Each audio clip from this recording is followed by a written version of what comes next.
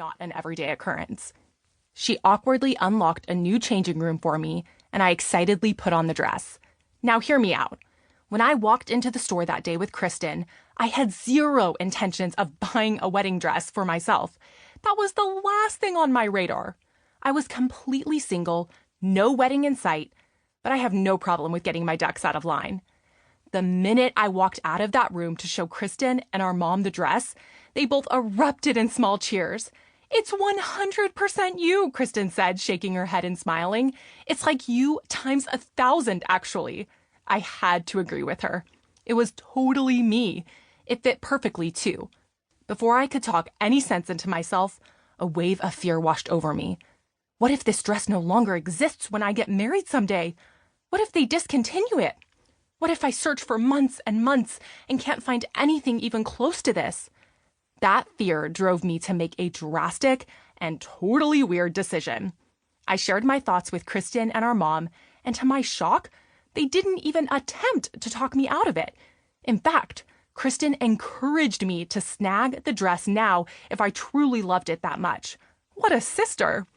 The sales clerk was completely confused when we asked her to package up this dress for me. Imagine the scene. Kristen walks in to find a dress, and I walk out buying one.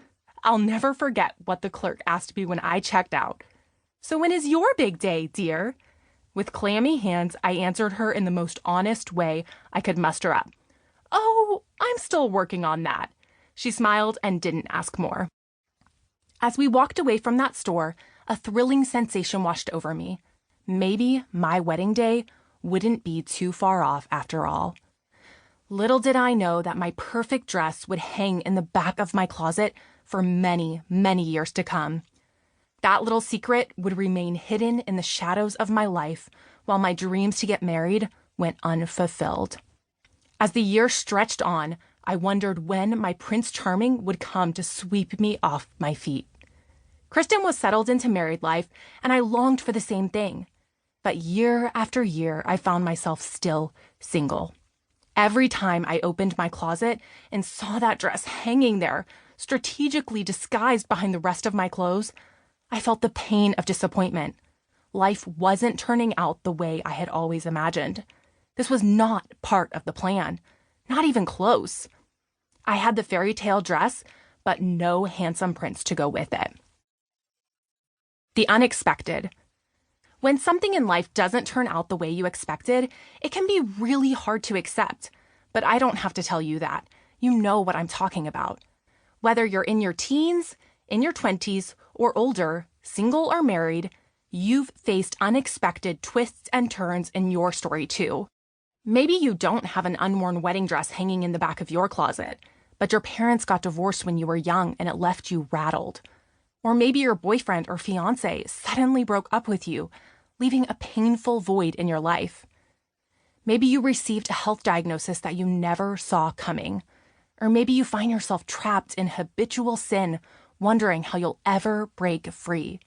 Or maybe you're the woman who looks happy on the outside, but feels lonely and miserable on the inside. Maybe you experienced abuse at the hands of someone who should have protected you. Please listen to Chapter 6 regarding abuse. Or, like me, you thought marriage would come knocking on your door a lot sooner than this. Whatever it is you're facing now, have faced in the past, or will face in the future, one thing is clear. Life is unpredictable, and it's hard, often disappointing, and most assuredly challenging. Ask anybody over the age of 60 if their life turned out exactly the way they imagined, and you'll be hard-pressed to find one person who says yes. Life rarely happens the way we plan it. I, Kristen, came face to face with this during the first few years of my marriage. Of course, I had faced challenges before, but this was the hardest one by far.